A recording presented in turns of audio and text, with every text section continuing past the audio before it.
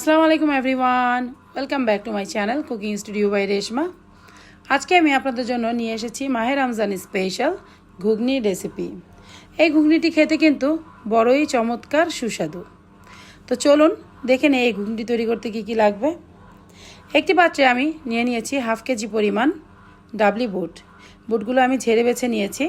এখন আমি বেশ কিছু পানি দিয়ে এগুলো ধুয়ে তারপর আমি অনেকগুলো পানি দিয়ে ভিজিয়ে রাখবো সারা রাতের জন্য। আপনাদের হাতে যদি সময় না থাকে তাহলে 7-8 ঘন্টা ভিজিয়ে রাখবেন কমপক্ষে, তা না হলে কিন্তু সেদ্ধ হতে বেশ সময় লেগে যাবে।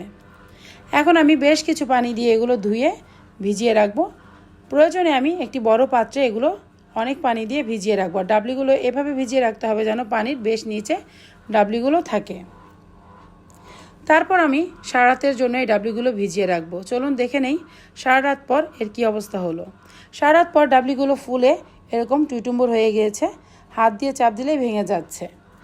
এখন আমি এগুলোকে সিদ্ধ করে নেব। আমি এগুলোকে প্রেসার কুকারের পাত্রে সিদ্ধ করব। এখন একটি প্রেসার কুকারের পাত্রে আমি এই ডাবলি বুটগুলো ঢেলে দেব। তারপর আমি এই ডাবলি বুটগুলো ঢেলে দিয়ে এতে দিয়ে দিব কিছু পানি। আমি অল্প পানি ব্যবহার করব। প্রেসার কুকারে এমনি বেশি পানির প্রয়োজন পড়ে না। 10 থেকে 12 মিনিট কি হাইস্ট হলে 15 মিনিট সময় লাগবে আমার এই ডাবলিগুলো সেদ্ধ করতে। এখন এতে আমি দিয়ে দিব লবণ। এখানে আমি দিয়ে দিয়েছি 1 টিস্পুন ও হাফ টিস্পুন থেকে কিছু কম লবণ। অনেকে আছে হলুদ ব্যবহার করেন, আমি করি না, আমার ভালো লাগে না, আপনারা ইচ্ছে করলে করতে পারেন। এখন এতে আমি দিয়ে দিব বেকিং সোডা হাফ টিস্পুন দিয়ে আমি এটি ঢেকে চুলায় চাপিয়ে দিব। তারপর 12 থেকে 15 মিনিট পর আমি এগুলো নামিয়ে দেখি কি অবস্থা। দেখুন কি সুন্দর সিদ্ধ হয়ে গিয়েছে। আমি ঘুগনি একটু নরম খেতে পছন্দ করি, তাই আমি একটু নরম করে নিয়েছি। আপনারা যদি শক্ত আস্তে আস্তে খেতে পছন্দ করেন তাহলে সেরকম করে নেবেন। দেখুন এই ছোলাগুলো উপরে উঠে এসেছে, এগুলো আমি ফেলে দেব। সব ফেলে দিতে হবে তা না, আমি কিছু কিছু ফেলে দিচ্ছি। তারপর আমি এগুলো একটি পাত্রে এই ঘুগনিগুলো উঠে নিব। উঠিয়ে নিয়ে আমি এক সাইডে রেখে দিব। আর আপনাদের এখন আমি তৈরি করে দেখাবো ঘুগনির মশলা। তো চলুন কীভাবে ঘুগনির মশলা তৈরি করা হয় দেখে নেই। আমি অফ স্ক্রিনে কিছু শুকনা মরিচ, কিছু ধনিয়া আর কিছু জিরা টেলে নিয়েছি। তারপর আমি এখন এগুলো কিভাবে মশলা তৈরি করা যায় আমি আপনাদের দেখিয়ে দেব। এখন একে একে শুকনা মরিচ, ধনিয়া আর জিরা আমি ব্লেন্ডারে গুঁড়া করে নেব। আমি চিলি ফ্লেক্স থেকে একটু বেশি গুঁড়া করেছি। এখন এক সাইডে রেখে আমি একটি পাত্রে কিছু জিরা গুঁড়া, কিছু ধনিয়া গুঁড়া নিয়ে নেব। তারপর আমি এগুলো মিক্স করে তৈরি করে নেব ঘুগনির মশলা। একটি বাটিতে আমি এখন 2 টিস্পুন দিয়ে দিব জিরা গুঁড়া। 2 টিস্পুন জিরা গুঁড়া দেওয়ার পরে আমি দিয়ে দিব 1.5 টিস্পুন ধনিয়া গুঁড়া।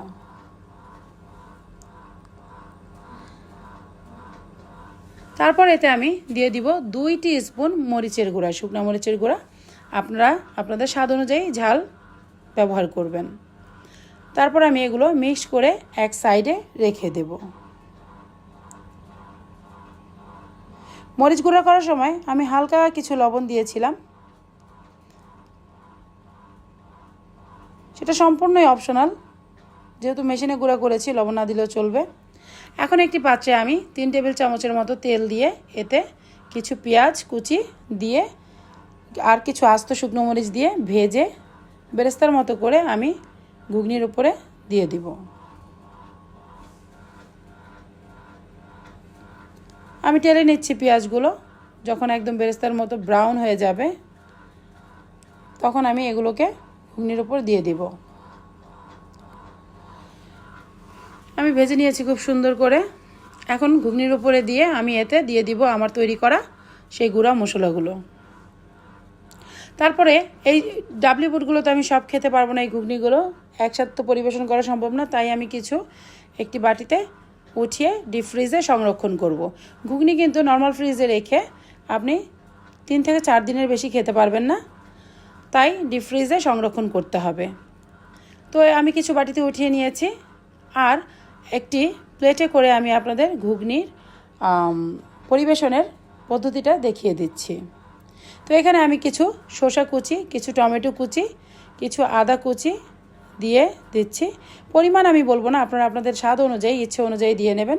আর দিয়ে দিব কিছু পেঁয়াজ কুচি, আর দিয়ে দিব কিছু গুঁড়া মশলা। আপনারা চাইলে এখানে লেবুর খোসাও কুচি করে কেটে দিতে পারেন, আর লেবুর রসও ব্যবহার করতে পারেন। আর এই ঘুগনি থেকে কিন্তু খুব সুস্বাদু মুড়ি মাখা তৈরি করা যায়।